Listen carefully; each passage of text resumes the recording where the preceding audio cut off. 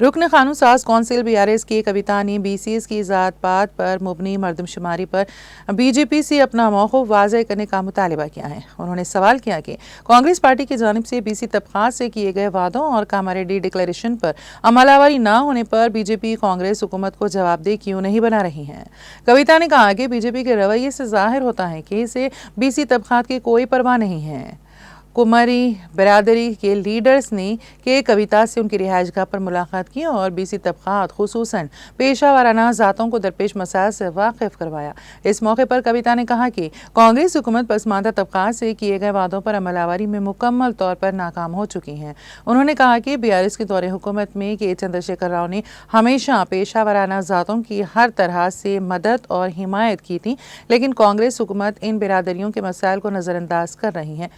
رکن قانون ساز کونسل BRS نے کہا کہ کانگریس حکومت BC فلاح و بہبود اور ترقی کو اکثر نظر انداز کر رہی ہے۔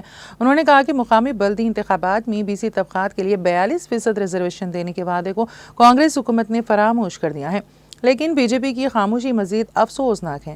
انہوں نے سوال کیا کہ کیا BJP کو یہ پسند نہیں کہ BC برادریوں سے تعلق رکھنے والے افراد MPTC، ZPTC اور سرپنچ جیسے عہدوں پر فائز ہوں؟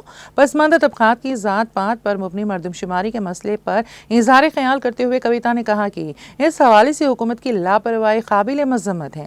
اگر مرکزی حکومت ذات پات کی مردم شماری کے لیے قانون سازی کرتی ہے تو تمام ریاستوں میں ذات پات کی مردم شماری ممکن ہو سکتی ہے، لیکن BJP کی قیادت میں مرکزی حکومت اس سمت میں کوئی قدم نہیں اٹھا رہی ہے۔ اس موقع پر یونائیٹڈ پھولے فرنٹ کے لیڈر B شیوا شنکر، تلنگانہ ریاست شالیواہن سنگھ کے leader D Naresh, N Srinivas, Ram Babu اور تلنگانہ ریاست آرکیٹیکٹ سنگھ کے رہنما سریندر جی کے Jahangir, G K Prasad, A Venkateshwar اور دوسرے موجود تھے۔